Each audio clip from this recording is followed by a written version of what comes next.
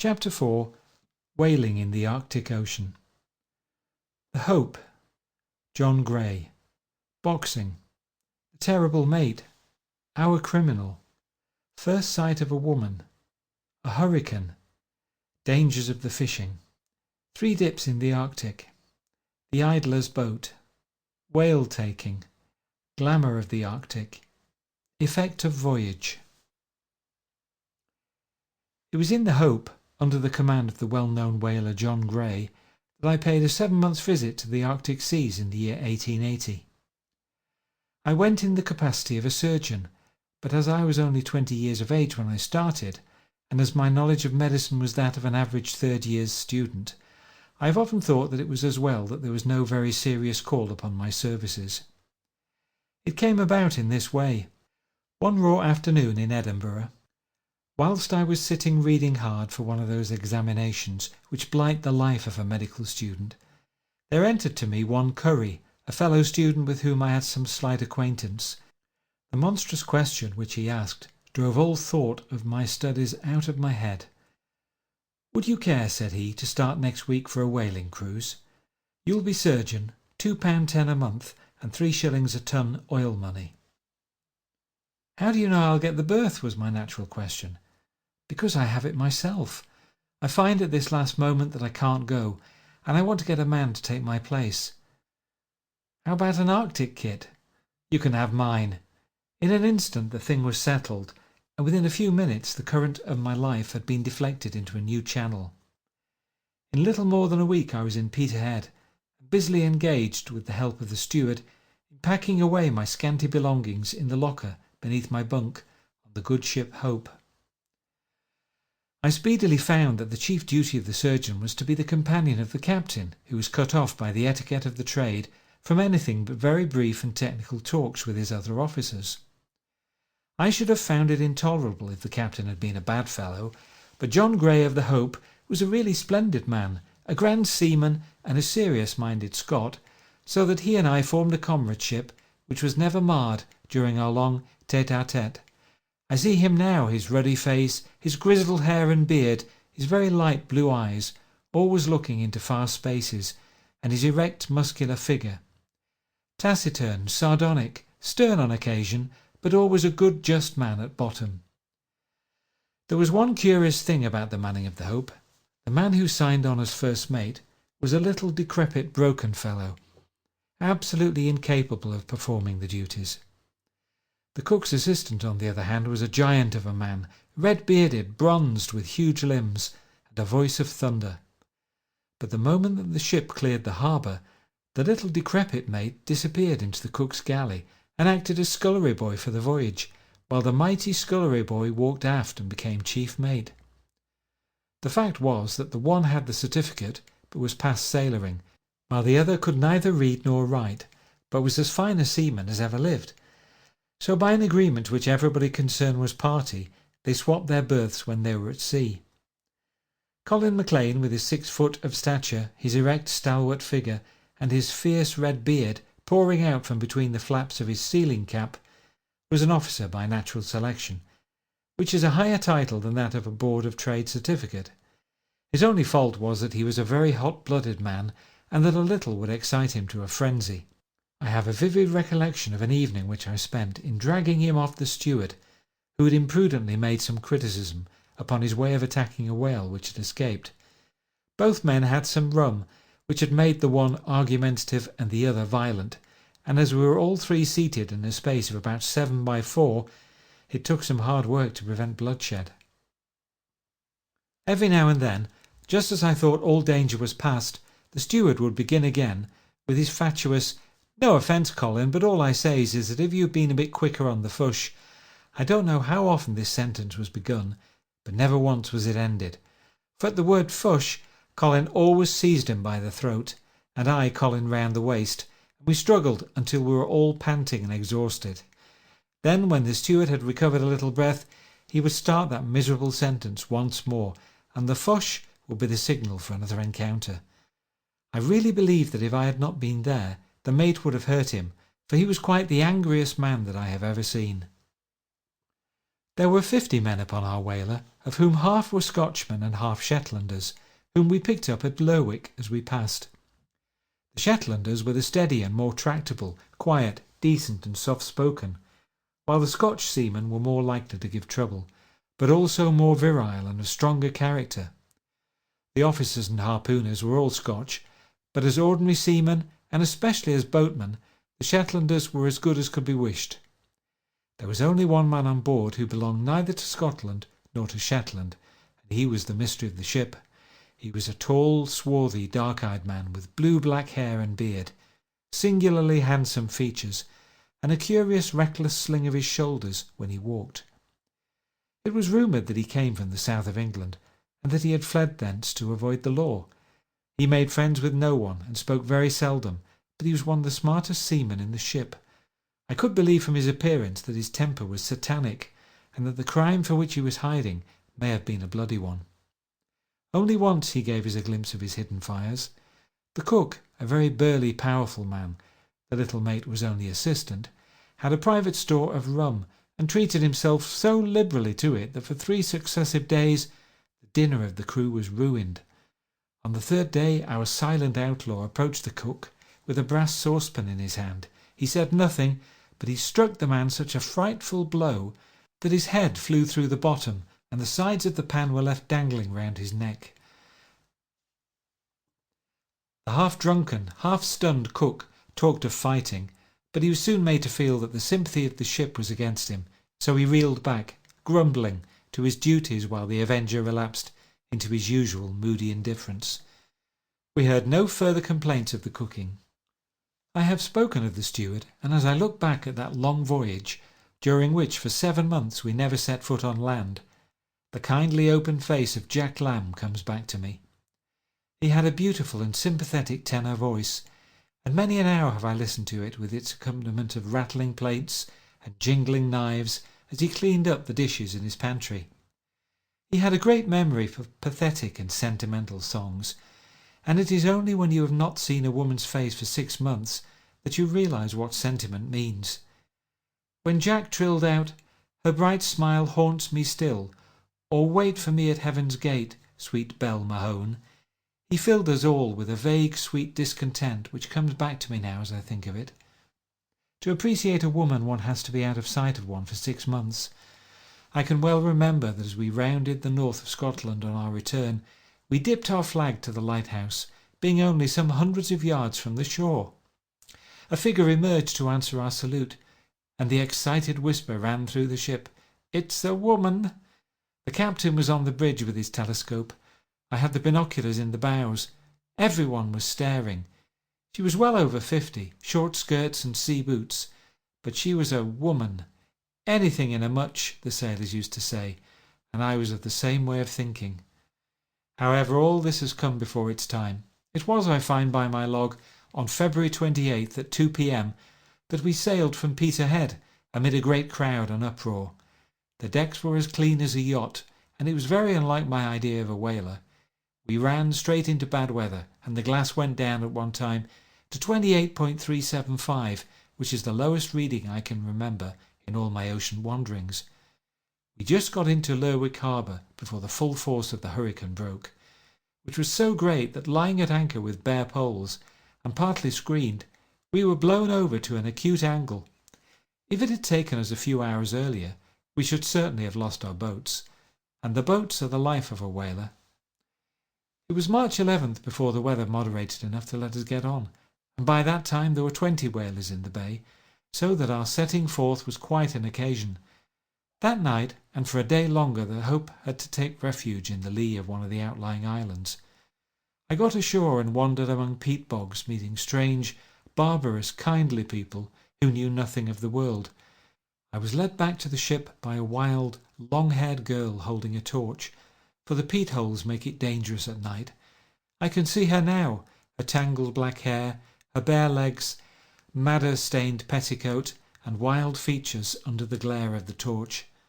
I spoke to one old man there who asked me the news. I said, "The Tay Bridge is down," which was then a fairly stale item.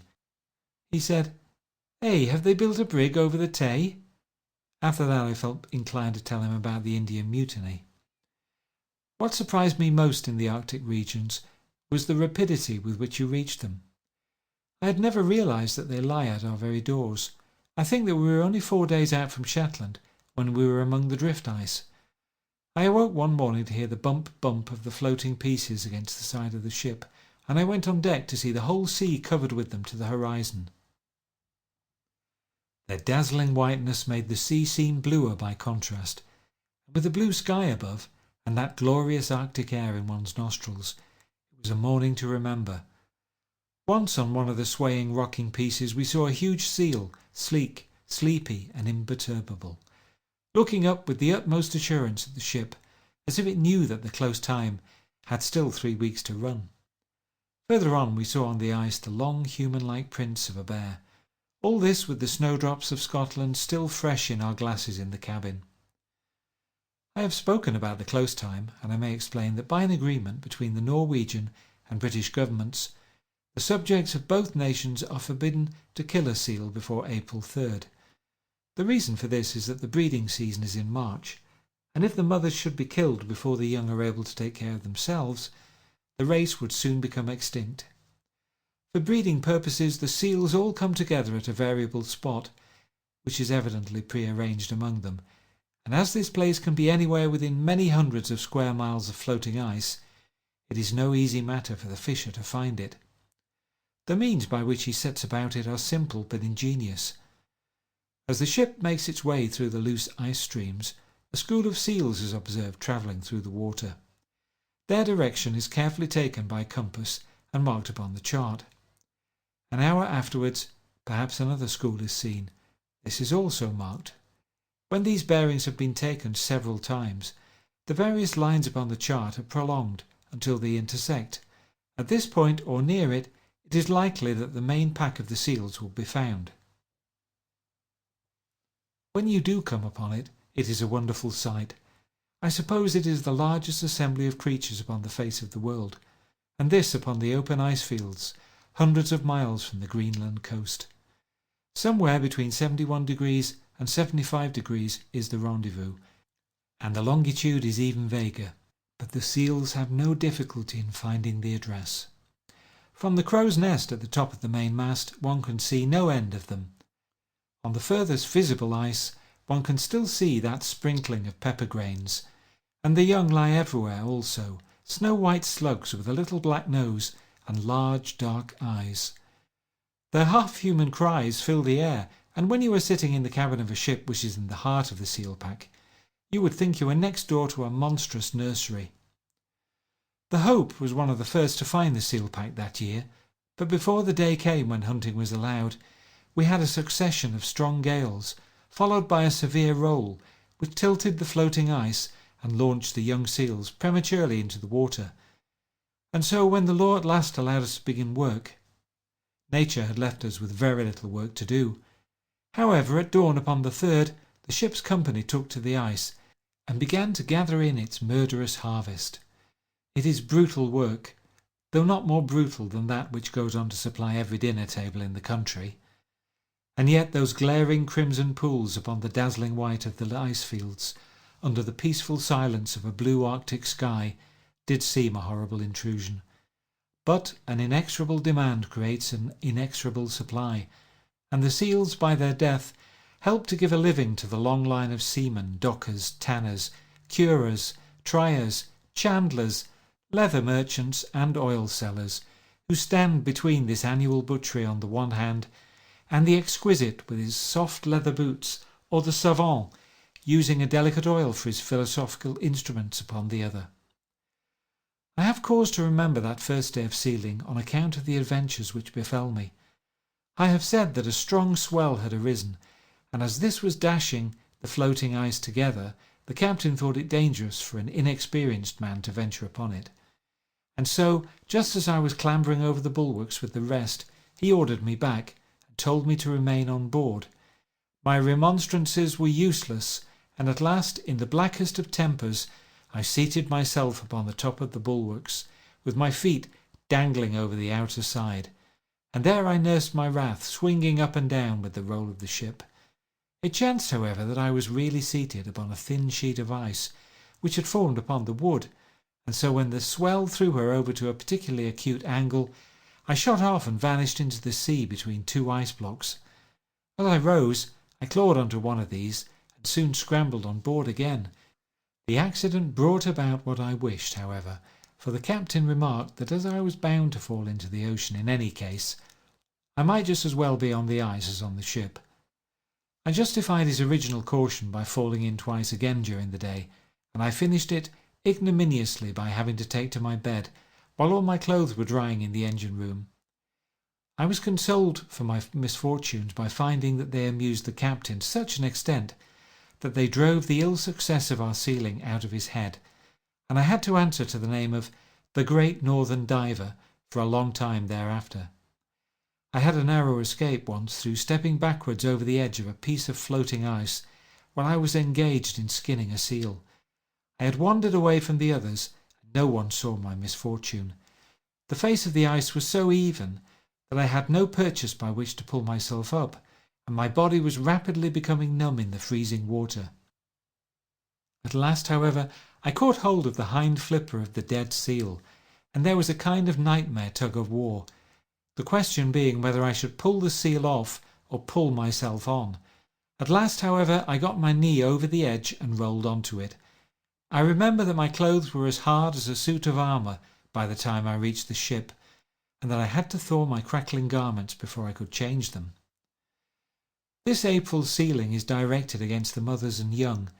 Then in May the sealer goes further north, and about latitude 77 degrees or 78 degrees he comes upon the old male seals, who are by no means such easy victims. They are wary creatures, and it takes good long-range shooting to bag them. Then in June the sealing is over, and the ship bears away further north still, until in the 79th or 80th degree she is in the best Greenland whaling latitudes. There we stayed for 3 months or so with very wearing fortunes, for though we pursued many whales, only 4 were slain. There are 8 boats on board a whaler, but it is usual to send out only 7, for it takes 6 men to man each, so that when 7 are out, no one is left on board save the so-called idlers, who have not signed to do seaman's work at all. It happened, however, that aboard the Hope the idlers were rather a hefty crowd, so we volunteered to man the odd boat, and we made it, in our own estimation at least, one of the most efficient, both in sealing and in whaling. The steward, the second engineer, the donkey engine man and I were the oars, with a red-headed Highlander for harpooner, and the handsome outlaw to steer. Our tally of seals was high, and in whaling we were once the lancing and once the harpooning boat, so our record was good. So congenial was the work to me that Captain Grey was good enough to offer to make me harpooner as well as surgeon, with the double pay if I would come with him on a second voyage. It is well that I refused, for the life is dangerously fascinating. It is exciting work pulling onto a whale. Your own back is turned to him, and all you know about him is what you read upon the face of the boat steerer.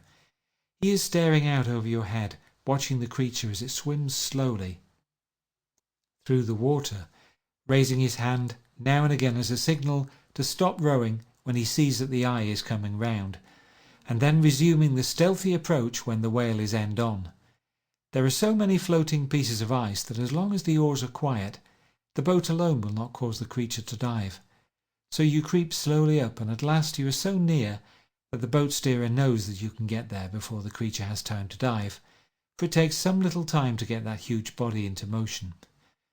You see a sunken gleam in his eyes and a flush in his cheeks, and it's "Give way, boys! Give way all! Hard!" Click goes the trigger of the big harpoon gun, and the foam flies from your oars. 6 strokes perhaps, and then with a dull greasy squelch the bows run upon something soft, and you and your oars are sent flying in every direction. But little you care for that, for as you touch the whale you have heard the crash of the gun, and know that the harpoon has been fired point blank into the huge lead-coloured curve of its side. The creature sinks like a stone.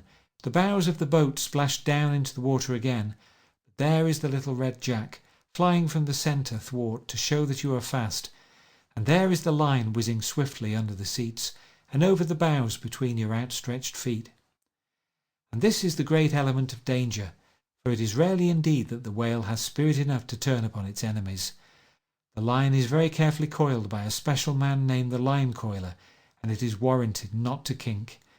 If it should happen to do so, however, and if the loop catches the limbs of any one of the boat's crew, that man goes to his death so rapidly that his comrades hardly know that he is gone.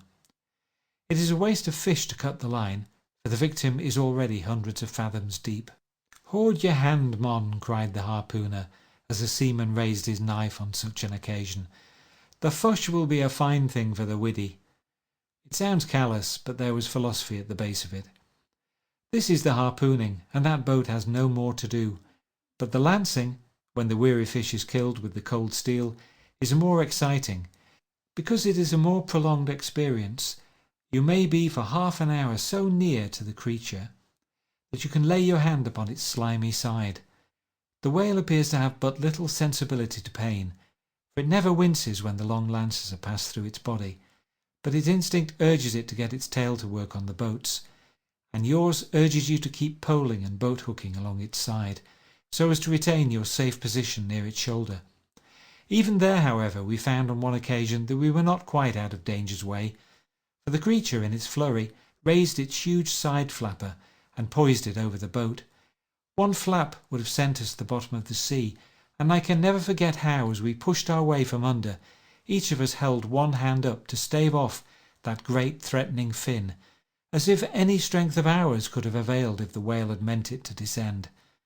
But it was spent with loss of blood, and instead of coming down, the fin rolled over the other way, and we knew that it was dead.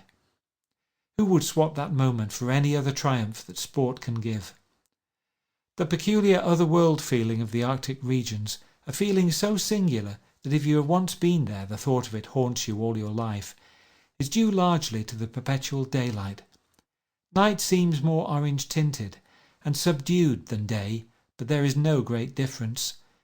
Some captains have been known to turn their hours right round out of caprice, with breakfast at night and supper at 10 in the morning.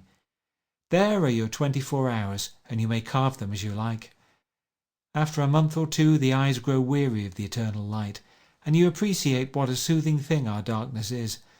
I can remember as we came abreast of Iceland on our return, catching our first glimpse of a star, and being unable to take my eyes from it. It seemed such a dainty little twinkling thing. Half the beauties of nature are lost through over-familiarity. Your sense of loneliness also heightens the effect of the Arctic seas.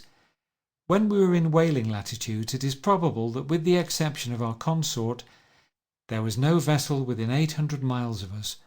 For 7 long months, no letter and no news came to us from the southern world.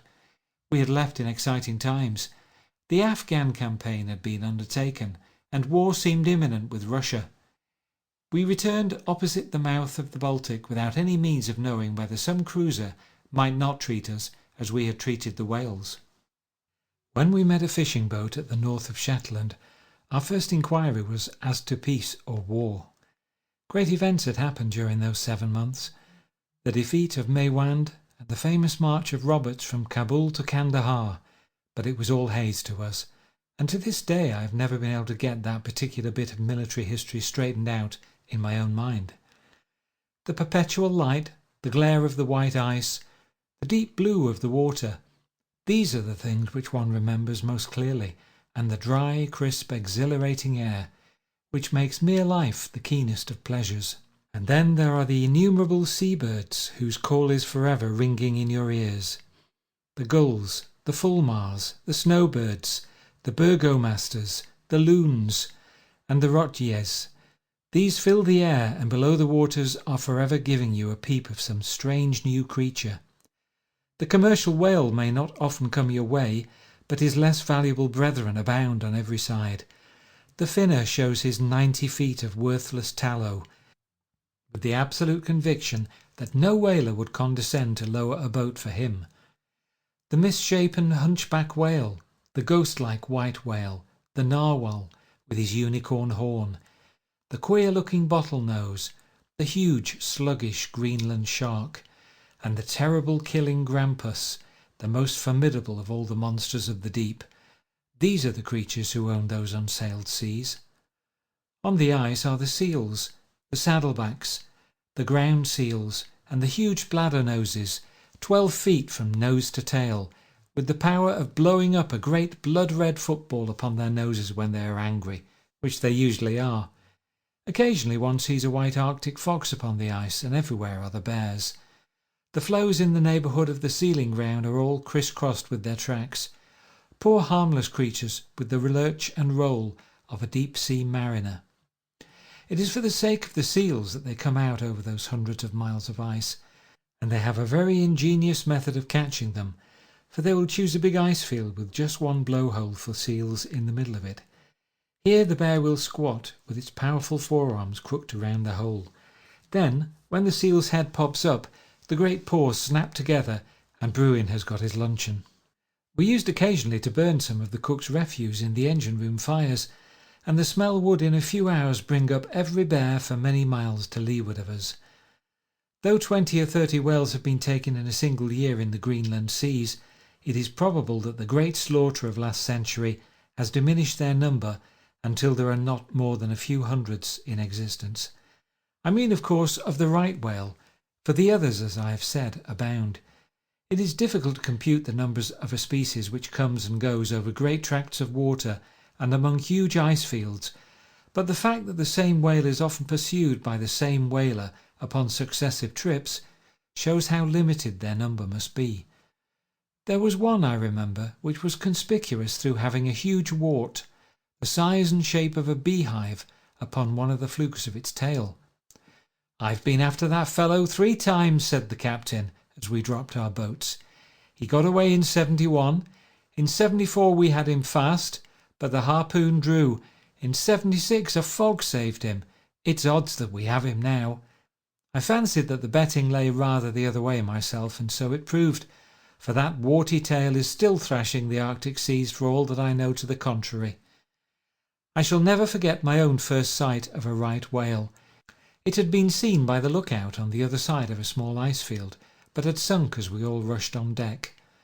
For 10 minutes we awaited its reappearance, and I had taken my eyes from the place when a general gasp of astonishment made me glance up, and there was the whale in the air. Its tail was curved just as a trout's is in jumping, and every bit of its glistening lead-coloured body was clear of the water.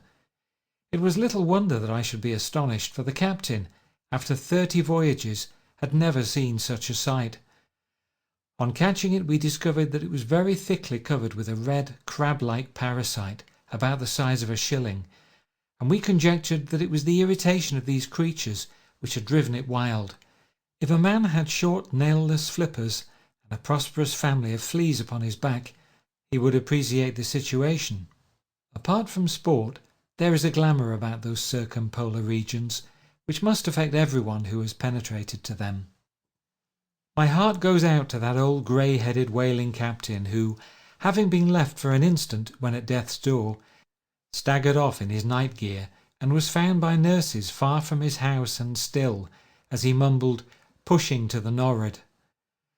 So an Arctic fox, which a friend of mine endeavoured to tame, escaped, and was caught many months afterwards in a gamekeeper's trap in Caithness. It was also pushing nor'ard, though who can say by what strange compass it took its bearings?